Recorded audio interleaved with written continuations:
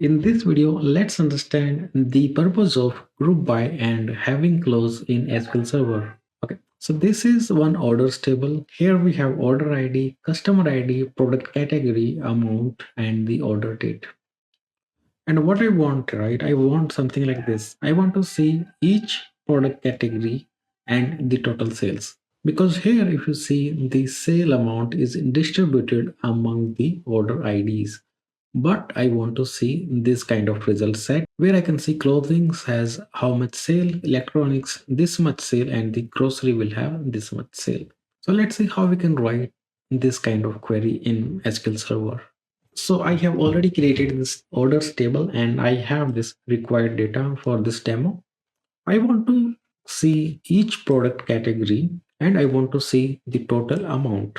So let's do select product category, comma, sum of order amount. So we want product category and the sum of their amount. From which table I want? I want it from the orders table. And guys, we have not understood what is sum function. Basically, this is an aggregate function that will sum up the data, right? So if I want the sum of order amount, I can use sum and then pass the order amount. That will give me the sum. We will understand this sum function in detail in our later videos. But here, let's see how we can use group by. Okay, so I can say group by product category.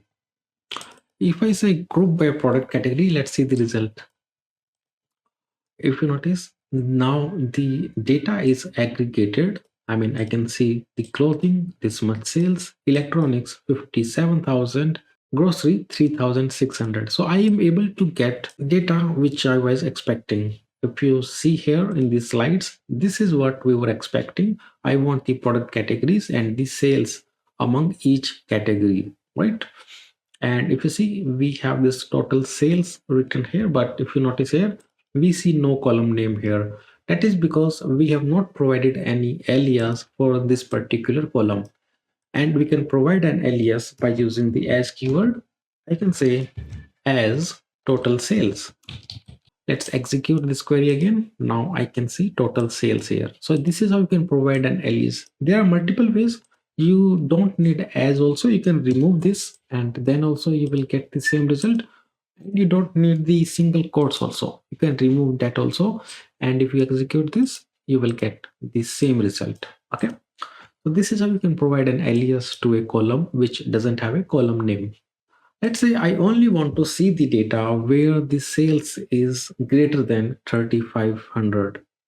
For that, we can use a having clause. With group by, you can append a having clause with the having keyword. Here you can say having sum of order amount greater than 3,500. If I execute this, I will get only the records where the sum of the total sales is greater than 3,500.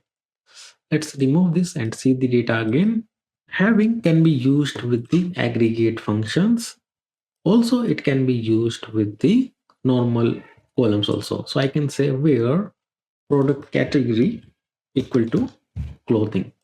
Like if I want to see for the clothing, I can see that also. If I execute this, I will get for the clothing. So you can use having also here, and you can do the same thing with the where clause also. For this, I can put it here and let's change to where.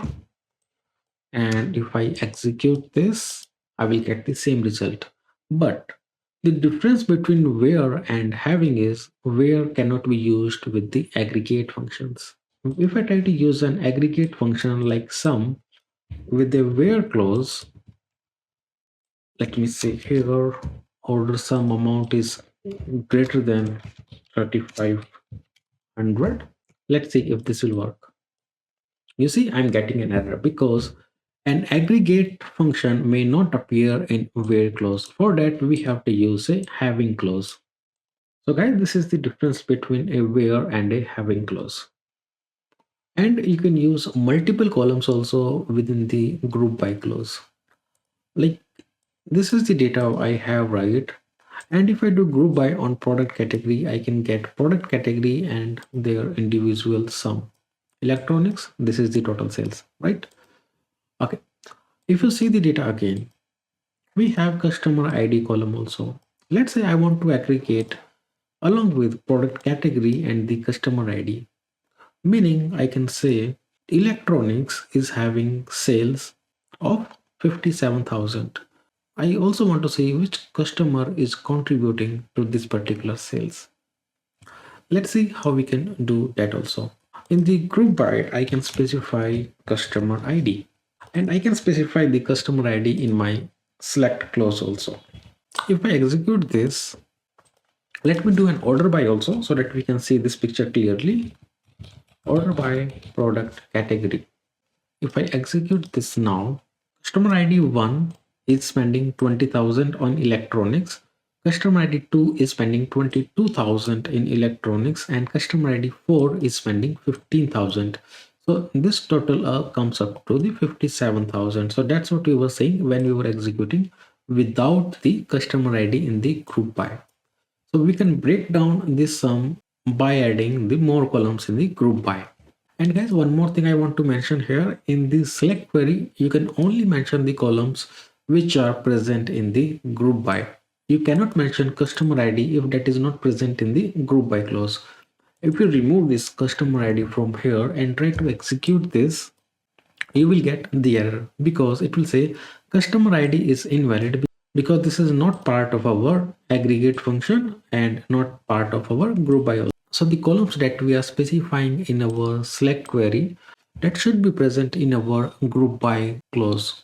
That's it for this video, guys. In the next video, we will start our discussion on SQL Server joins and we will see how we can fetch data from multiple tables.